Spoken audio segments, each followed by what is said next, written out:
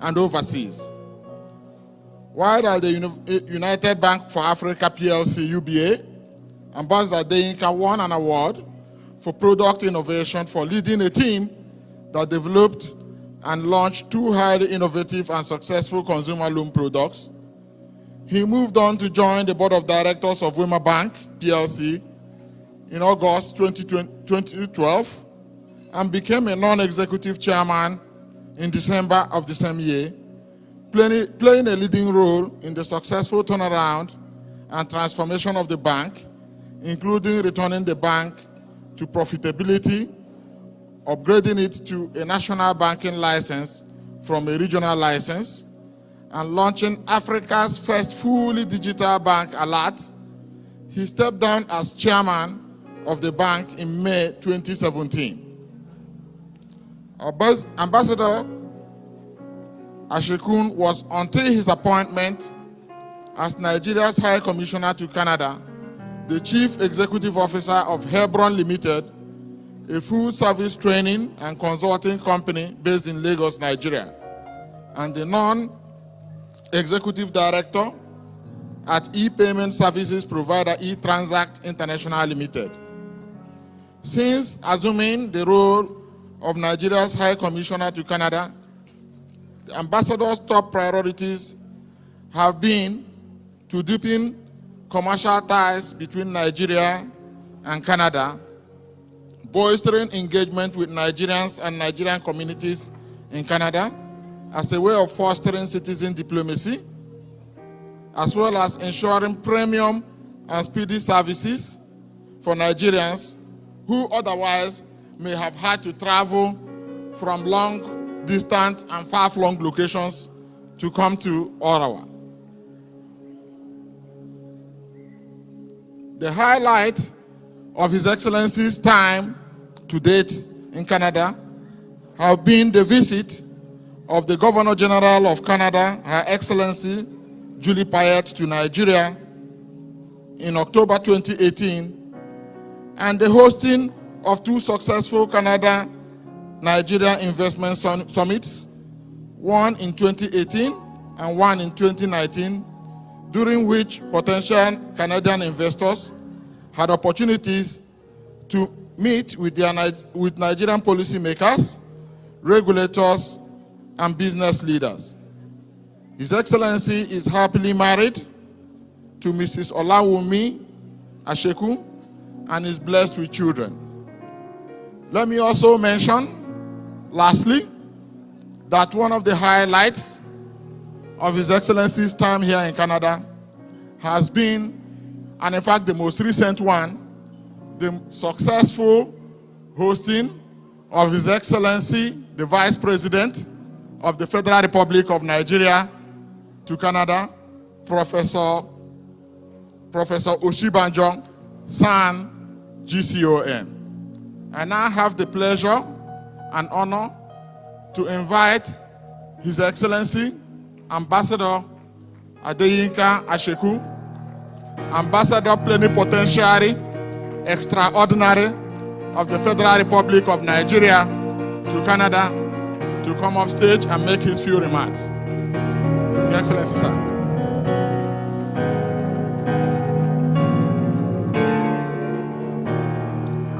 Ejo Ejoko, please be seated.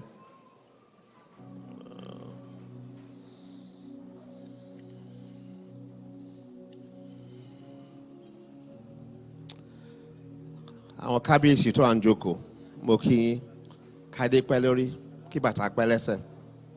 Mo júbà fáwọn àgbà, àwọn ìjòyè, àwọn ọ̀jọ̀gbọ́n, àwọn òṣèlú. Mo kí gbogbo ará lọ́kùnrin, lóbìnrin. Ẹ kú jókòó, ẹ dẹ̀ kú ètò.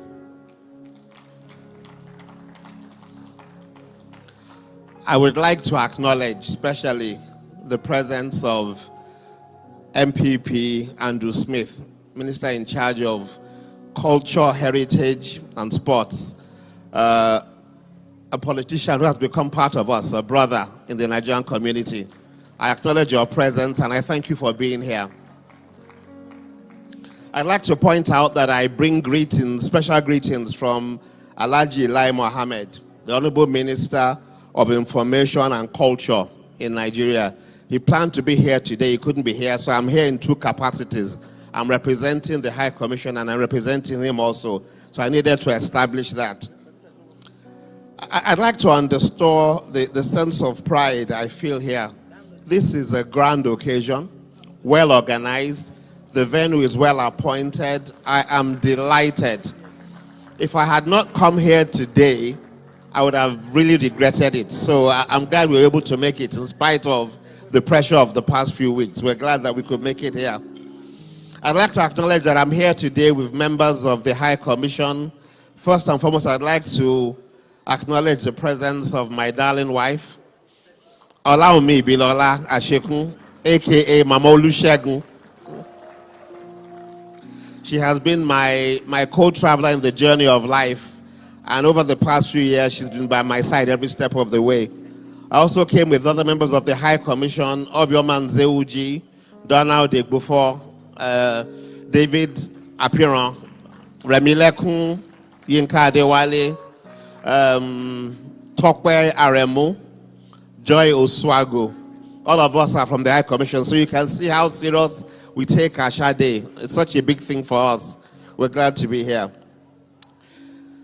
I'd like to establish my credentials as somebody of authentic Yoruba extraction. On my father's side, I lay claim to Ijebu Ode and Odogbolu, where they say Eweso. And on my mother's side, I lay claim to Ile-Ife and Ede, and in my mother's tongue they say Leawe. So my credentials as a Yoruba person need to be established. So it gives me great pleasure to be here today. I'd like to use this opportunity to pay a very special tribute to the convener of Asha Day Worldwide, Joel Olani Oyatoye, aka Babasha, and his team. I salute his passion and commitment to the goal of revitalizing the rich Yoruba culture here in Canada. Nigeria is a culturally diverse country with over 250 local languages. So these various cultures have rich histories and background, and our people are incredibly proud of their heritage. You see, cultural heritage gives people a sense of unity and belonging within a group and allows them to better understand previous generations and the history of where they came from.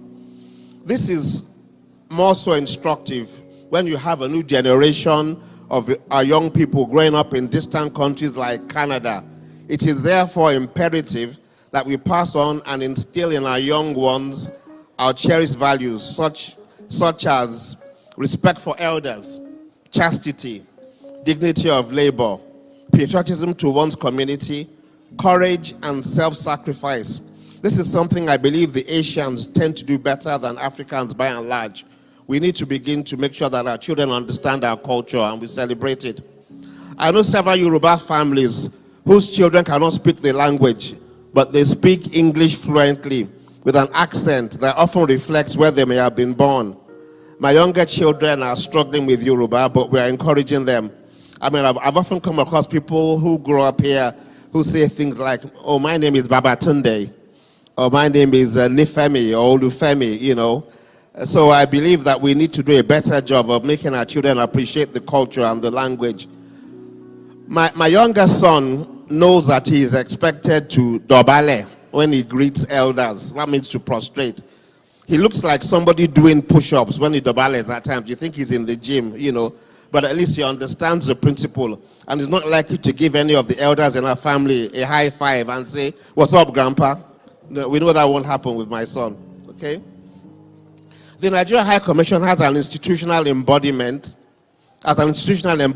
of all cultures in Nigeria, and in furtherance of our cultural diplomacy mandate, will continue to lend its support to worthy causes such as the Asha Day festivities that promote and project our rich and diverse cultural heritage. This is because it is important to preserve our culture and traditions. Learning about our cultural heritage is central to protecting the sense of who we are and gives us an irrefutable connection to the past, thereby allowing us to deepen our sense of unity and national pride. The world is looking to us to tell our stories like no one else can. The mission is promoting Nollywood in a very deliberate manner. And I salute my brother, Jide Kosloko, whom I'm a big fan of yours, sir. Very, very big fan. Yes. So through our films, we portray our culture in all its richness and diversity. People respect you more when you project your culture with pride and enthusiasm. Two of the most interesting top quality films screened at the Toronto International Film Festival in September were Election Oba and Anikulapo. Both were in Yoruba with English subtitles. I felt a deep sense of pride about this, and they were well received by those who viewed them. Both movies are now showing on Netflix, which I think is a big deal. I would like to applaud the vision of the convener in setting up the Ashade Worldwide Cultural Museum, which was launched yesterday. This museum will become the perfect destination for our children and indeed the community to learn about our culture and heritage, helping them gain meaningful insights into our unique historical evolution and way of life. I'm sure a lot of activities are lined up today that would thrill, entertain, as well as teach you a whole lot about the Yoruba culture. So I implore you to relax and enjoy the beauty of our rich cultural display. I would also like to point out, as I begin to round up, that we should embrace our culture and take pride in it.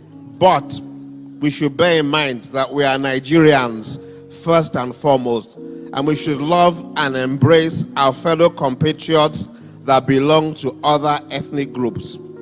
We are by far stronger when we bond together. There's strength in numbers and strength in unity. We must appreciate the culture of others also. Before I conclude, I want to enjoin you to remember that as a Nigerian citizen, you are an ambassador in your own right, and it behooves you to take responsibility for putting your best foot forward and to leave a positive impression about Nigeria and Nigerians in all your dealings. I say often that Nigeria has one high commissioner but many ambassadors.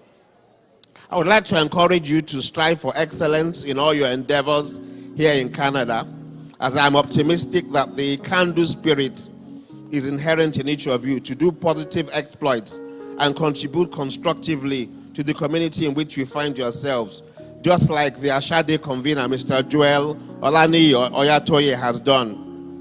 Please always remember that the doors of the Nigeria High Commission are open to all Nigerians in Canada, and we will always strive to provide institutional support to your visions and to generally serve you better. We are introducing the new enhanced e-passport with improved security features and a 10-year validity. The Honorable Minister of the Interior, Ogbeni Rao Arikbeshola, arrived in Ottawa last night to oversee the rollout. This is good news and another promise kept. Thank you very much. God bless you all.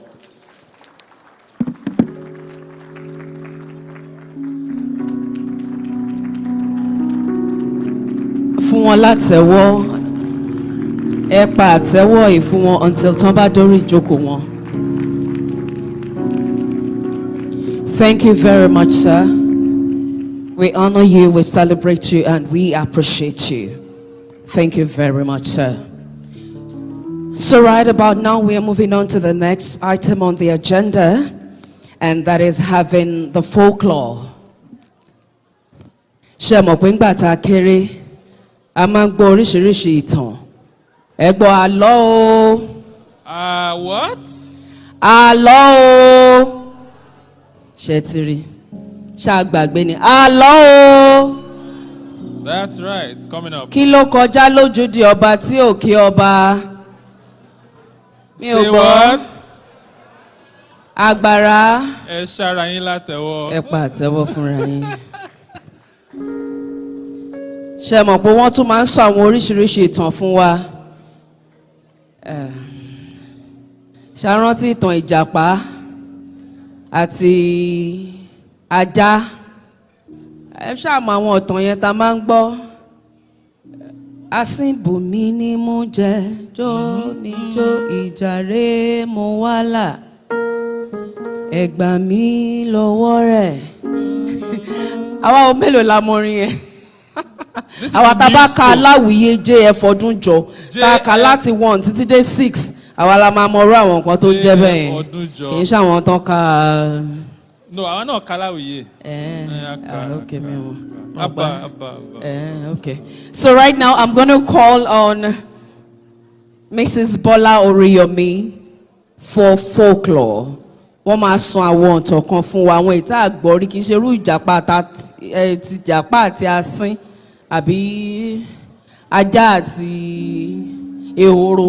Ẹ mọ̀ pé oríṣiríṣi la máa ń gbọ́ngbà yẹn. So I have the honor to invite Mrs. Bola Oriyomi. A round of applause for her, please, as she comes to the podium. Thank you very much.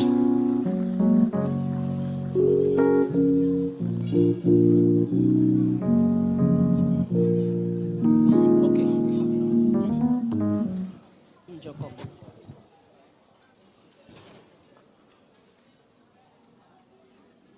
Yorùbá ní ọkà kókó tán, wọ́n sì kọ́ mi lẹ́kọ̀ọ́ níbẹ̀ ó sì yé mi.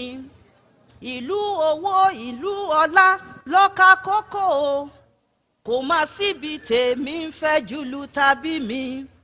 Ìlú mi, ìlú mi, ìlú ọkà kókó, ó dára ó lẹ́wà ìlú tó lókè. Kò síbikíbi tí mo lè wà lórílẹ̀ ayé tí mo lè gbàgbé ìlú mi ọkà. Mo kí gbogbo wa o. Mo ní àwọn nǹkan níbi tí mo fẹ́ ṣe àfihàn ẹ̀, tí mo dẹ̀ fẹ́ sọ ìtàn kéékèèké nípa ẹ̀. Lẹ́yìn yẹn màá jó díẹ̀ fún wa torí mo fi ìró sẹ́sẹ̀, ọ̀kan nínú àwọn nǹkan tí a ń lò láti jó ní ilẹ̀ Yorùbá. Agogo nìyí tí a ń lò kí ó tó di pé wristwatch, wall clock, radio vision, television àti gbogbo nǹkan tá a nílé ní tó ń jẹ́ kọ̀ǹpútà. So agogo wà fún láti sọ fún àwọn ènìyàn ibi tó yẹ kí wọ́n lọ ní àsìkò tó bá yẹ kán lọ. A sì ní àwọn tí a pè ní town crier. Àwọn ni wọ́n máa gbọ́ látẹnu ọba láti lọ kéde fún àwọn ènìyàn. Olùkéde ni wọ́n.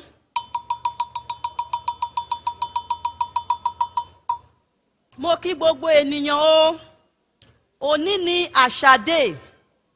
A sì fẹ́ kí gbogbo wa pátápátá kí a gbádùn ẹ̀mí wa lónìí nítorí pé àṣà Yorùbá àṣà tó dára ni. Lẹ́yìn eléyìí la wá rí i pé ọ̀pọ̀lọpọ̀ nǹkan wá ti dé o, èyí tí wọ́n ń pè ní technology. A ò wá lo eléyìí gẹ́gẹ́ bí ìránṣẹ́ mọ́, a wá bẹ̀rẹ̀ sí ń lò ó gẹ́gẹ́ bí ohun tó máa mú kí ìlù àti ṣẹ̀kẹ̀rẹ̀ kí ó dún dáadáa kó ṣeé lò. A lè lò ó lásán gẹ́gẹ́ bí ohun èlò láti fi lùlù kí àwọn ènìyàn lè jó ní oríṣiríṣi ọ̀nà.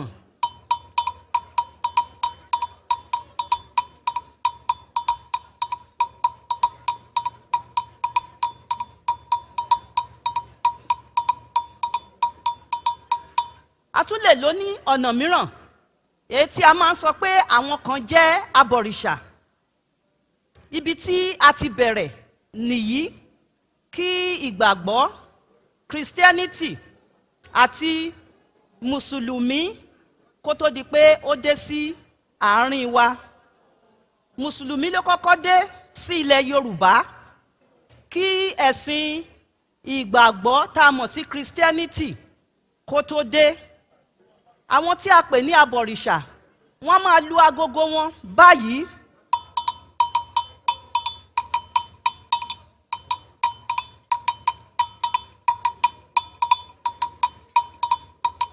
So, ladies and gentlemen, agogo nìyí. Now mo ní ṣẹ̀kẹ̀rẹ̀ lọ́wọ́. Ṣẹ̀kẹ̀rẹ̀ ò kí ròde ìbànújẹ́. Gbogbo ibi tí ṣẹ̀kẹ̀rẹ̀ bá ti wà, ìdùnnú ni, ayọ̀ ni. Ṣùgbọ́n ní ilẹ̀ Yorùbá, àwọn tí wọ́n gbé ṣẹ̀kẹ̀rẹ̀ lárugẹ jùlọ ní ìgbà táwa ń dàgbà, àwọn ni àwọn ìyá àbejì. Nítorí pé eléyìí ló ṣe é mú dání láti gbé àwọn ọmọ lọ sí ọjà tàbí ká gbé wọn káàkiri kí wọ́n lè máa kọrin, kán máa jó, kán sì máa fún wọn lówó. À wá lo ṣẹ̀kẹ̀rẹ̀ náà báyìí. Ọmọ ló ní ijó, ọmọ ló ní ijó, èmi ò lè torí ijó pọ̀ ọmọ. Ọmọ ló ní ijó, ọmọ ló ní ijó, èmi ò lè torí ijó pọ̀ ọmọ. Bó bá lẹ́gbẹ̀rún àpò, bó bá bímọ ó ṣe gbé.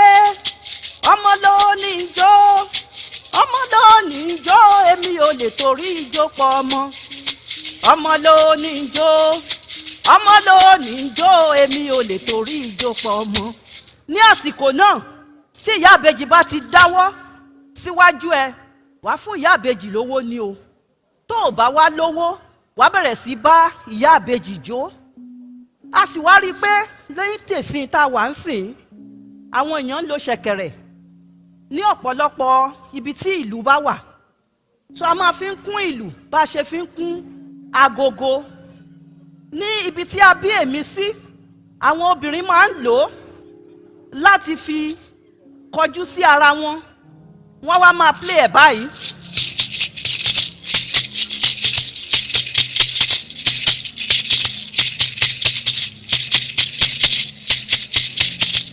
So ladies and gentlemen, ṣẹ̀kẹ̀rẹ̀ nìyí, àwọn èèyàn ń pè ní ṣékà, ṣùgbọ́n tẹ́ bá Google ẹ̀, ṣẹ̀kẹ̀rẹ̀ lẹ máa rí níbẹ̀.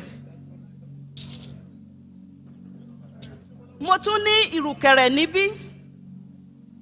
Ìrùkẹ̀rẹ̀ tí mo mú dání ó yàtọ̀ sí ìrùkẹ̀rẹ̀ tó wà lọ́wọ́ kábíyèsí o. Ìrùkẹ̀rẹ̀ tó wà lọ́wọ́ kábíyèsí tí wọ́n fi ń súre fún wa, ó ti wọnú ilé àṣẹ lọ. Eléyìí wà fún àwa láti fi jó, láti fi ṣe àyẹ́sí láàrin ara wa. Ṣùgbọ́n èyí tó bá wà ní ọwọ́ kábíyèsí, lọ́wọ́ àwọn olóyè, ó ti wà nínú ilé àṣẹ fún ọ̀pọ̀lọpọ̀ ìgbà. Àti àkún tí ẹ bá rí lọ́rùn àwọn kábíyèsí wa àtàwọn olóyè, gbogbo rẹ̀ ló ti lọ sí inú ilé àṣẹ kó tó di pé wọ́n kó o sí ọrùn kábíyèsí tàbí olóyè. Tí kábíyèsí bá wá na ìrùkẹ̀rẹ̀ sí wa láti súre fún wa, ìre náà di dandan, àṣẹ ni. Ṣùgbọ́n tí kábíyèsí bá rí pé ogun ń bọ̀, kábíyèsí lè yí padà kó lo ìdí ẹ̀ gẹ́gẹ́ bí àṣẹ. Nítorí náà ńkọ́, kábíyèsí ò ní na ìdí ìrùkẹ̀rẹ̀ sí wa o. Wájú ìrùkẹ̀rẹ̀ báyìí ni kábíyèsí á máa nà sí wa láti máa ya ohun gbogbo tá a bá ní sí mímọ́. Àṣẹ́gun. A wá ní ìlù àfọwọ́ṣe. Eléyìí wá láti ilẹ̀ Yorùbá lórí ilẹ̀ Nàìjíríà. So ìlù yìí ẹnikẹ́ni ló lè lù. Kì í ṣe ohun tí àwọn èèyàn ò lè bá wa lù. So tí n bá sọ pé agbagba mo kàn sẹ́ mo kàn olóde ìyòrò, agbagba mo kàn sẹ́ mo kàn olóde ìyòrò, mo kàn o ìyòrò, mo kàn ọmọdé, mo kàn àgbààgbà, mo kàn olúlí, mo kàn àlejò. Agbagba mo kàn sẹ́ mo kàn olóde ìyòrò, agbagba mo kàn sẹ́ mo kàn olóde ìyòrò, agbagba mo kàn sẹ́ mo kàn olóde ìyòrò, mo kàn o ìyòrò, mo kàn o ìyòrò, mo kàn ọmọdé, mo kàn àgbààgbà, mo kàn olúlí, mo kàn àlejò. Agbagba mo kàn sẹ́ mo kàn olóde ìyòrò. Ìyẹn jẹ́ ìlù. Ohun tí màá ṣe àfihàn rẹ̀, tí màá sì sọ ìtàn ṣókí nípa rẹ̀, ohun tó máa ń bà ọ̀pọ̀lọpọ̀ wa lẹ́rù ní ilẹ̀ Yorùbá tí kò sì jẹ́ ohun ìbẹ̀rù. Ohun tí mo fẹ́ fi hàn wá, òun ni ẹyọ owó eléyìí ni owó tí a kọ́kọ́ lò ní ayé àtijọ́ ní ilẹ̀ Yorùbá. Tá a bá ti rí pé ẹnikẹ́ni fi sọ́rùn, a máa sá fún. Kí ló dé? Àṣà wa ni, ohun tí ń ṣe tiwa ni. Lótìtọ́ àti lódodo, a máa ń ṣe divination, a máa ń lò ó gẹ́gẹ́ bí oracle láti mọ ohun tí yóò ṣẹlẹ̀ yálà ní ọjọ́ iwájú tàbí tí a bá bímọ, a fẹ́ mọ báwo ni ọjọ́ iwájú ọmọ náà yóò ṣe rí. Àwọn babaláwo mọ oye ẹyọ owó tó yẹ kí wọ́n lò, tí wọ́n á fi sọ pé iwájú ọpọ́n, ẹ̀yìn ọpọ́n, wọ́n á sọ sọ́tún sósì, wọ́n á dẹ̀ ṣe sí sẹ́ńtà, wọ́n á dẹ̀ dá, wọ́n á sọ ohun tó jẹ́. Àwọn mìíràn máa lo yẹ̀pẹ̀, wọ́n máa fi wo ọjọ́ iwájú. Àwọn mìíràn máa lo omi láti fi wo ọjọ́ iwájú. Ní àná tá a wà ní museum, a rí ibi tí ère Ṣàngó wà níbẹ̀. Àwọn bàbá wa àti ìyá wa tán wá láti Nàìjíríà àti kábíyèsí, wọ́n ṣe àlàyé fún wa ohun gbogbo nípa Ṣàngó. Ṣùgbọ́n Ọ̀rúnmìlà ni ẹni tí ó máa ń mọ, tá a lè pè ní scientist tó mọ ọjọ́ iwájú pẹ̀lú àwọn bíi ẹyọ owó yìí.